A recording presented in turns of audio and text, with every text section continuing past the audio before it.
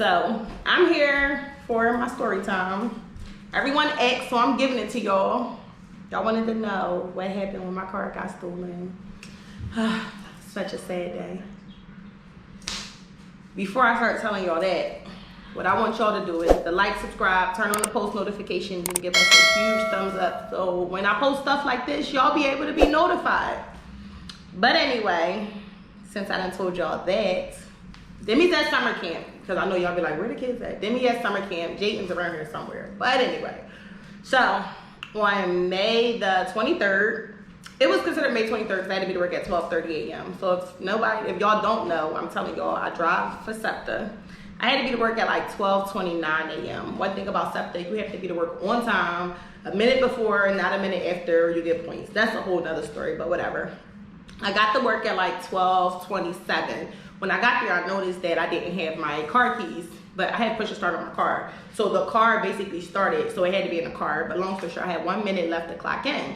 So when I went to go clock in, I was like, hey, I only got 1 minute left. Let me go clock in because the supervisor that was working night shift, she petty, and I couldn't chance it. So I just went ahead. I seen somebody walking in the door, so I was like, boom, I'm just gonna jump out the car, run in real quick and run back out. Not thinking that nobody would steal my car in that fast of a time.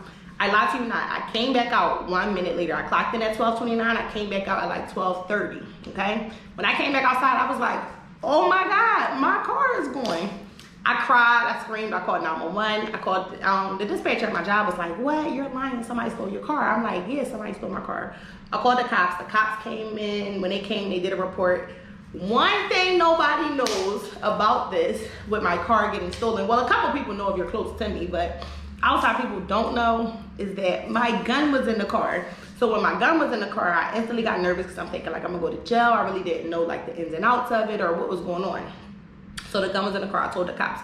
Cops took me down to, I think it was like Southwest Detectives or something like that, to basically make a report. So when I made the report, I told them the gun was in there. They asked for serial numbers. They asked me when was the last time I had it. They asked me all these questions. Why did I leave my keys in the car?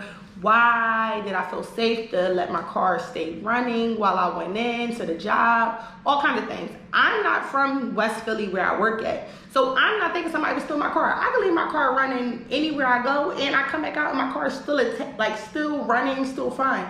But I guess when you're working in the ghetto, it don't work like that. So anyway, my car wasn't found that night. They said they put something out stating that the car was, stolen or whatever. I doubt that Philadelphia police did anything to make my car become like, okay. So the next morning, I fall asleep, wake up, my car's still missing. I called the insurance company, made a report. They said I had to wait 48 hours just in case if they found it, so they gave me a rental car. My mom let me hold her car.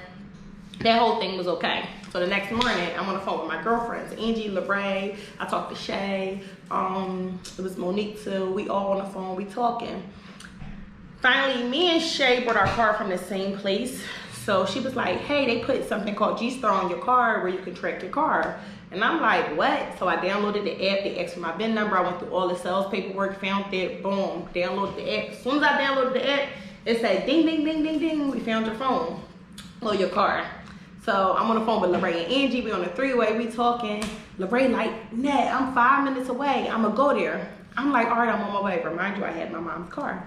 So we get there. Well, we drove around for about a good half an hour, 20 minutes. I think it was like a half an hour. Cause where it was saying that it was pinned at, it was like behind it. It's hard to explain. You would have had to have been there to understand. But me and Lorraine was like really going through it. We seen like a car underneath this tarp. I swore it was my car because it was underneath the tarp and it had clean tires, everything. Me and Lorraine was going back and forth because I wanted to go and lift the tarp up to see if it was my car. She was like, no, Ned, they got your gun. They might come outside and shoot you. We seen some people on the porch. We thought they had the car. We was really on a high-speed chase for this car. So we get there. A friend of mine, I'm gonna call him a friend of mine for this video. A friend of mine was like, hey, I'm close by. Where is it at? I said, it's at this address. I'm gonna send it to you. So he pulls up. When he pulls up, he goes right into the parking lot. I feel like it's so much and so detailed. But anyway, he pulls right into the parking lot. He like, boom, I found your car. I'm like, oh my God, you found it so fast. He like, I know this neighborhood like the back of my hand. Okay, so he finds the car. We called, well, the cops was already there from when me and Lorraine was driving around. We had told them we thought we found it. That was the car that was underneath the tarp. So finally when he found it, the cops went around there. when the cops went around there, my friend, he like found the car. He went in the car because there's an access code on the door. If you don't have the key, you could get in by the access code. If you're my friend, you're close to me, you know the access code. So he opened up the car door. He went in there. So it was some older lady and a young girl sitting in the apartment complex.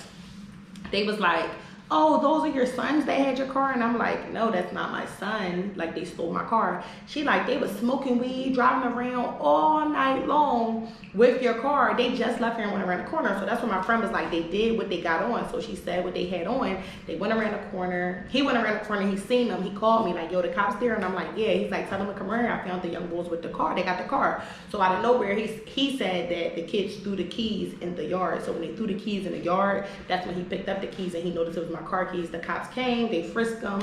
They found a couple of my items on them. And that's how they found my keys. They towed my car away. They had to tow it to like the police junkyard for them to fingerprint it, do all this other stuff. It was like a whole bunch of stuff. So that was that. So finally the next day, which was, so I got my car was stolen on the 23rd, which was a Sunday. The 24th, this is still the 23rd that we finally found the car. So it wasn't even a whole day that it was going because I had to clock into work at 12:30 a.m. So finally, let's go to the 24th. I think they gave me a car that next day because that was Monday. Boom, they gave me a rental car. So when they gave me the rental car, I'm trying to think what else. I got my car towed to the yard because they had hid it. They had marijuana in the car. They had marijuana, they had food, they had their clothes everywhere. It was a mess. Like, when I say a mess, it was a mess. I'll pin a picture of it because I had pictures of it in there somewhere. But anyway,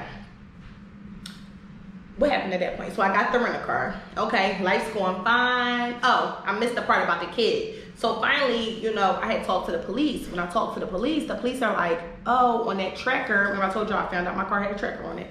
The tracker, they was driving from Atlantic City to Philly, Atlantic City from 12:30 in the morning until that time we found the car. They had parked the car at one of the kids' house and they was just walking around, I guess, to go get high, but it was still, their marijuana was still in the car. But anyway, back to the point I was making, because I missed that part, that they were 15. The boy that stole the car was 15. The boy that got charged with stealing the car, he's only 15 years old.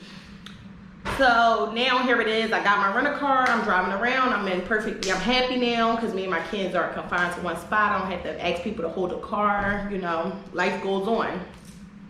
So what day did I say?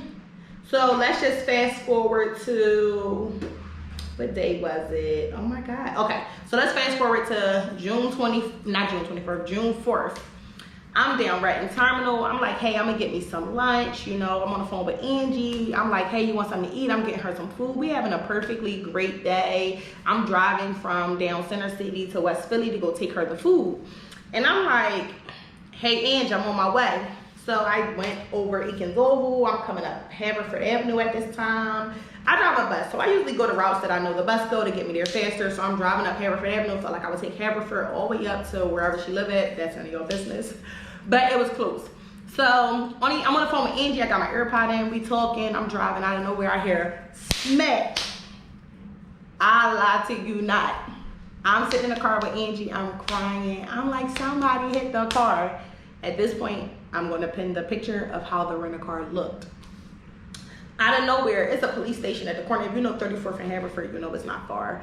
It's not a police station. I think that's a fire department, a paramedics place or something like that. It's something like that. But they got there in like 0.5 seconds.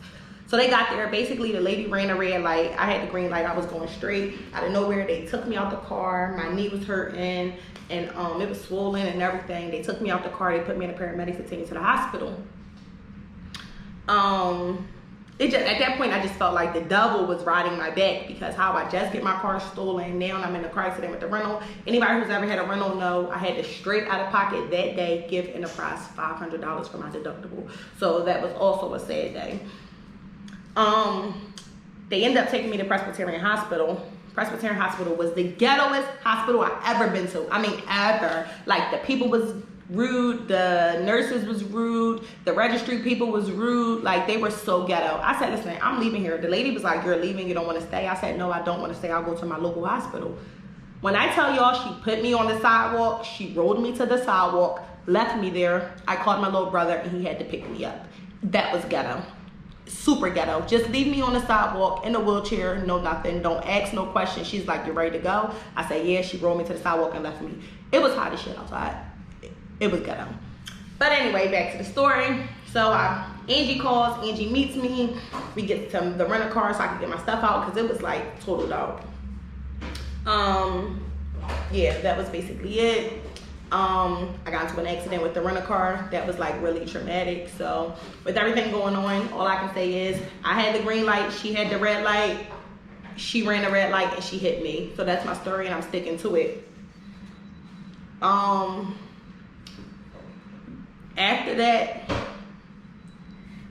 basically my life was okay. I want to say it was okay. So I went to Enterprise that day. I ended up with a new rental car. When I got the new rental car, I was fine, no issues. So then turn around, I forgot, I think it was like June the 12th or 11th. I had to end up going to court for the 15-year-old boy that stole my car. Nothing happened really. I went to court, paid for parking down at family court, a waste of my time. Like when I say waste, a waste of my time. Like, it was like horrible.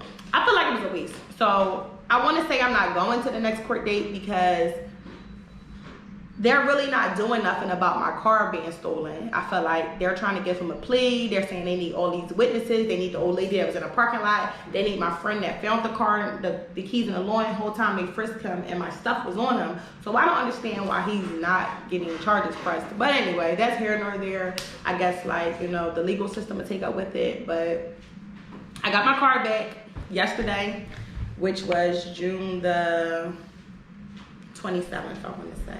I got my car back. I'm happy now. I have my car back. It was fixed. It was cleaned out.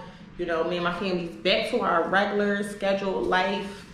All I gotta say is, people, when you get out your car, don't leave it running. Don't think because you're in a safe neighborhood. Don't think that, you know, no one's gonna take it. Your car can be taken in 1 minute. My car was literally taken in 1 minute. I can post the tracker of when my car was taken, and I'm telling you, I turned the car off at 28. Well, it was 27. I got out at 28. Locked it, thought I locked it, and then at 29 I swiped in. I know for sure because my job didn't say I was late. 30, I was back outside. They said that my car was driving by 12:30. 12:31 is when I contacted the police, and I all know all this from like my phone and stuff like that. Oh, let's not also forget that my business phone was in the car. They took all my stuff. I left major parts of the story, but I just didn't want it to be long. Where we found my car at, they had threw all my stuff around the parking lot. They had threw all my stuff away. My cell phone still never was recovered.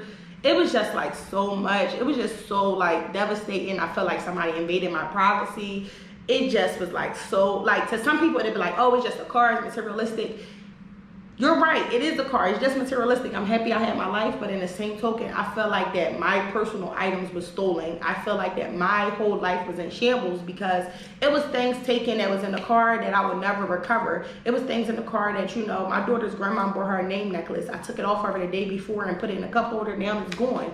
You got what I'm saying? My gun was gone. Somebody's life could be lost to that gun that I purchased and my name is behind it. It's just a really sad scenario. So that's why I tell people, you know, granted it's a car and everybody say it's only materialistic. Value your space. Value your personal items. Lock your car when you get out. If someone break the window and get in it, that's on them. Then, you know, you feel like you secured it. I feel like I dropped the ball on this one because I was rushing for a job and, you know, I left my car unlocked and a child stole it. And he had a joyride with my car. My gun was never recovered. It was never found. He claimed it wasn't in the car, but it was. I mean, I can't go back and forth with him. I know where my gun was at. I know why I had the gun in the car, because I was coming to West Philly at 12:30 at night.